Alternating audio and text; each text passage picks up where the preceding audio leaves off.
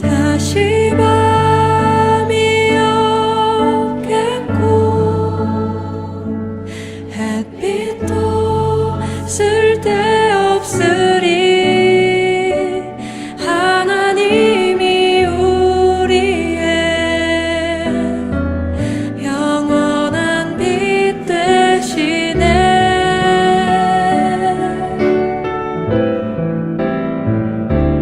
다시 눈물 없겠고 슬픔과 고통 없으리 하나님과 우리가 영원히 함께 사네. 할렐루야. 오늘도 말씀과 기도로 하루를 여는 여러분을 사랑하고 축복합니다. 살다 보면 공동체 안에서 여러 가지 일들을 만나죠. 때로는 누군가를 살펴보지 못해 어려움을 겪게 되기도 하고 어려움을 겪는 지체를 돌보지 않은 채 오랜 시간을 보내기도 합니다. 뿐만 아니라 억울함, 불공평함 혹은 누군가의 이기적인 행동 때문에 마음이 무너져 내릴 때가 있습니다. 대표적인 예로 어려운 사람을 돌보지 않는 이기적인 행동이 있지요. 실제로 여러 직장에서 일어나는 일처럼 공동체가 경제적으로 어려울 때 일부 간부들만 넉넉한 생활을 하게 되는 모습을 보일 때 말입니다. 문제는 보통 직원들은 여전히 어려움 속에서 살아가고 있다는 데 있습니다. 공동체는 이런 작은 갈등 하나, 탐욕 하나로 쉽게 무너져 내립니다. 오늘 본문은 이런 공동체 내부의 문제에 대해서 다루고 있지요. 성벽은 잘 세워지고 있지만 사람들의 마음은 무너지고 있는 상태를 보여주고 있습니다. 함께 묵상 하나님 말씀은 느헤미야 5장 1절로 19절까지입니다. 말씀 듣고 묵상 나눔하겠습니다.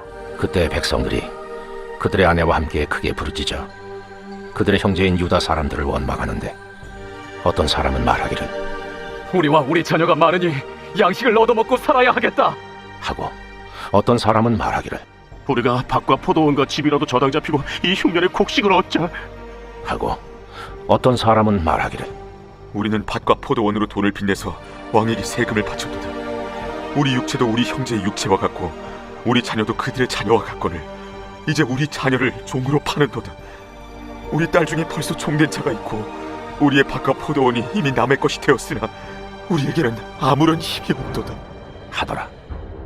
내가 백성의 부르짖음과 이런 말을 듣고 크게 노하였으나 깊이 생각하고 귀족들과 민장들을 꾸짖어 그들에게 이르기를 너희가 각기 형제에게 높은 이자를 취하는도다 하고 대배를 열고 그들을 쳐서 그들에게 이르기를 우리는 이방인의 손에 팔린 우리 형제 유다 사람들을 우리의 힘을 다하여 도로 찾았거늘 너희는 너희 형제를 팔고자 하느냐 더구나 우리의 손에 팔리게 하겠느냐 하매 그들이 잠잠하여 말이 없기로 내가 또 이르기를 너희의 소행이 좋지 못하도다. 우리의 대적 이방 사람의 비방을 생각하고 우리 하나님을 경외하는 가운데 행할 것이 아니냐. 나와 내 형제와 종자들도 역시 돈과 양식을 백성에게 구워 주었거니와 우리가 그 이자 받기를 그치자 그런즉 너희는 그들에게 오늘이라도 그들의 밭과 포도원과 감람원과 집이며 너희가 구워준 돈이나 양식이나 새 포도주나 기름의 100분의 1을 돌려보내라 하였더니 그들이 말하기를 우리가 당신의 말씀대로 행하여 돌려보내고 그들에게서 아무것도 요구하지 아니하리이다 하기로 내가 제사장들을 불러 그들에게 그 말대로 행하겠다고 맹세하게 하고 내가 옷자락을 털며 이르기를 이 말대로 행하지 아니하는 자는 모두 하나님이 또한 이와 같이 그 집과 산업에서 털어 버리실지니 그는 곧 이렇게 털려서 빈손이 될지로다 하매 회중이 다 아멘하고 여호와를 찬송하고 백성들이 그 말한 대로 행하였느니라. 또한 유다 땅 총독으로 세움을 받은데 곧 아닥사스다 왕 제20년부터 제32년까지 12년 동안은 나와 내 형제들이 총독의 녹을 먹지 아니하였느냐. 나보다 먼저 있었던 총독들은 백성에게서 양식과 포도주와 또 은 40세겔을 그들에게서 빼앗았고 또한 그들의 종자들도 백성을 압제하였으나 나는 하나님을 경외함으로 이같이 행하지 아니하고 도리어 이 성벽 공사에 힘을 다하며 땅을 사지 아니하였고 내 모든 종자들도 모여서 일을 하였으며 또 내 상에는 유다 사람들과 민장들 150명이 있고 그 외에도 우리 주위에 있는 이방 족속들 중에서 우리에게 나온 자들이 있었는데 매일 나를 위하여 소 한 마리와 살진 양 6마리를 준비하며 닭도 많이 준비하고 열흘에 한 번씩은 각종 포도주를 갖추었나니 비록 이같이 하였을지라도 내가 총독의 녹을 요구하지 아니하였음은 이 백성의 부역이 중함이었더라. 내 하나님이여, 내가 이 백성을 위하여 행한 모든 일을 기억하사 내게 은혜를 베푸시옵소서. 오늘 본문은 성벽은 잘 세워지고 있지만 사람들의 마음이 무너지고 있는 상태를 보여주고 있습니다. 기근과 세금, 빚으로 고통받던 사람들의 울부짖음이 느헤미야에게 들려왔던 것입니다. 그때 사람들은 어떤 마음을 가지고 있었고 어떤 문제가 있었을까요? 1절과 2절입니다. 그때 백성들이 그들의 아내와 함께 크게 부르짖어 그들의 형제인 유다 사람들을 원망하는데 어떤 사람은 말하기를 우리와 우리 자녀가 많으니 양식을 얻어먹고 살아야 하겠다.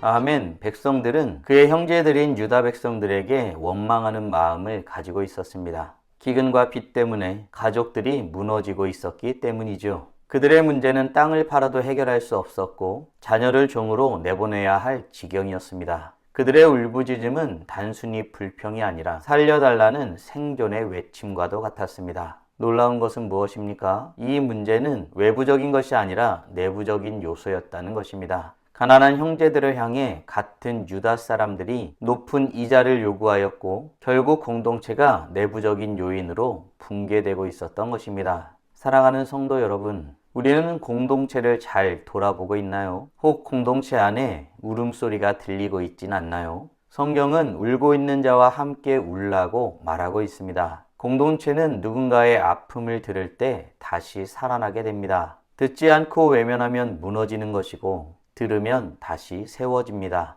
바라기는 하나님이 원하시는 공동체를 세우기 위해 돌아보기를 힘쓰는 복된 하나님의 자녀들 되길 간절히 소원합니다. 이렇게 느헤미야는 처절한 상태의 유다 백성들의 삶의 내용을 듣게 된 것입니다. 이에 느헤미야는 어떤 반응을 보였을까요? 유다 백성들의 지도자로서 그는 어떤 행동을 취하였을까요? 6절과 7절입니다. 내가 백성의 부르짖음과 이런 말을 듣고 크게 노하였으나 깊이 생각하고 귀족들과 민장들을 꾸짖어 그들에게 이르기를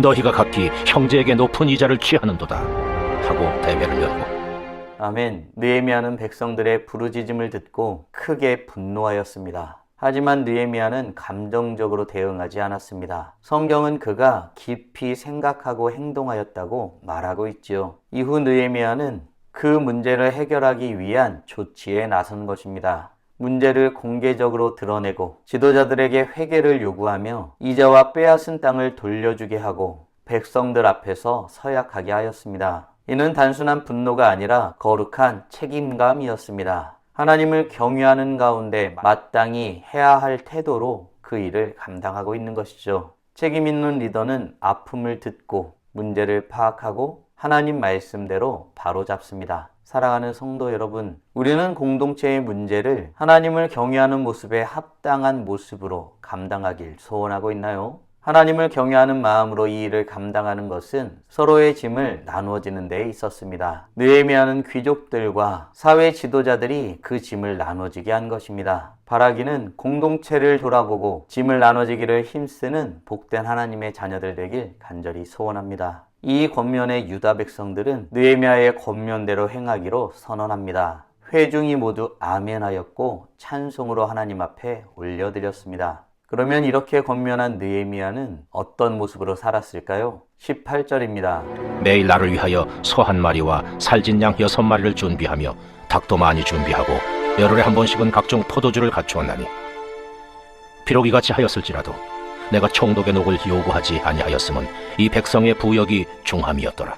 아멘. 느헤미야는 총독으로 부임한 지 12년째 백성에게 세금을 요구하지 않았습니다. 자신의 식비를 스스로 부담하였고 하루에 150명이 넘는 사람들을 먹이며 공동체를 돌보았습니다. 그 이유는 단순했지요. 백성들이 힘들었기 때문입니다. 느헤미야는 자신에게 주어진 권력을 특권으로 보지 않았습니다. 하나님 백성의 아픔을 덜어주기 위한 책임의 자리로 본 것입니다. 느헤미야는 이렇게 본이 되어 살았을 뿐더러 여호와 하나님께 자신이 행한 모든 것들을 기억하여 은혜를 베풀어 달라고 간구하고 있습니다. 신앙은 삶의 실제이기 때문입니다. 이렇게 공동체는 희생 없는 리더십으로 세워지지 않습니다. 희생 없는 가정은 무너지고 희생 없는 직장은 분열됩니다. 그리고 희생 없는 교회는 불평으로 가득하죠.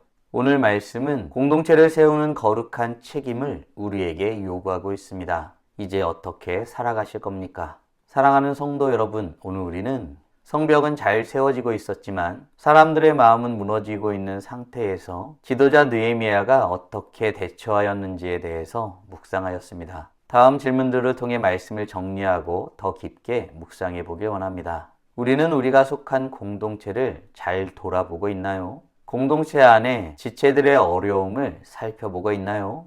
아울러 하나님을 경외하는 방식, 즉 짐을 짊어지는 희생의 방식으로 문제를 풀어나갈 때 하나님을 찬양하는 일이 일어남을 믿으시나요? 공동체를 세우기 위해 희생의 짐을 짊어지며 살아가기 위해 지금 당장 할 수 있는 일은 무엇이 있을까요? 묵상하신 대로 주님 앞에 나아가 찬란하게 빛나길 간절히 소원합니다.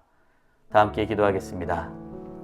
살아계신 하나님 감사합니다. 오늘도 우리에게 복된 날을 허락하여 주시고 주의 말씀으로 하나님이 어떤 분이신지, 하나님의 뜻이 무엇인지, 우리가 어떤 존재이고 어떻게 살아야 할지를 깨닫고 고백하게 하심에 감사드립니다. 공동체 안에 문제가 생겼습니다. 외부의 문제가 아니라 내부의 문제입니다. 사람들이 모여있는 그곳에 일어날 수 있는 문제이지만 그 온전치 못한 모습 가운데 하나님이 원하시는 모습으로 그 문제를 풀어나가고 있습니다. 하나님의 뜻이 무엇인지 깊이 생각하고 행동하는 우리 모두가 되게 하여 주시옵소서. 신중하게 생각하되 하나님께서 원하시는 뜻이라면 그 모든 문제를 드러내고 그에 합당하게 살아가기를 제안하고 그에 결단하여 그 짐들을 나누어지며 그 공동체를 위해 나의 것들을 내어놓고 하나 되기를 힘쓰는 우리 모두가 될 수 있도록 은혜 내려 주시옵소서. 먼저 우리가 우리 공동체를 돌아보고 있는지 살펴보게 됩니다. 우리 가정을, 우리 속한 곳을, 또 우리 교회를 돌보고 있는지 살펴보니 우리가 더욱 공동체를 사랑하여 돌아보며 사랑하기를 힘쓰는 우리 모두가 되게 하여 주시옵소서. 이를 위하여 오늘도 주님의 뜻을 간구합니다. 주님을 바라보고 주님의 뜻이 우리 가운데 이루어지길 소원하는 마음으로 주님 앞에 나아갑니다. 이로써 찬란하게 빛나는 우리 모두가 되게 하여 주시고 오늘도 주님과 함께 살고 이웃과 함께 살아 우리의 삶을 통하여 영광 돌리게 하여 주시옵소서. 이 모든 말씀 우리 주 예수 그리스도의 이름으로 기도드리옵나이다. 아멘.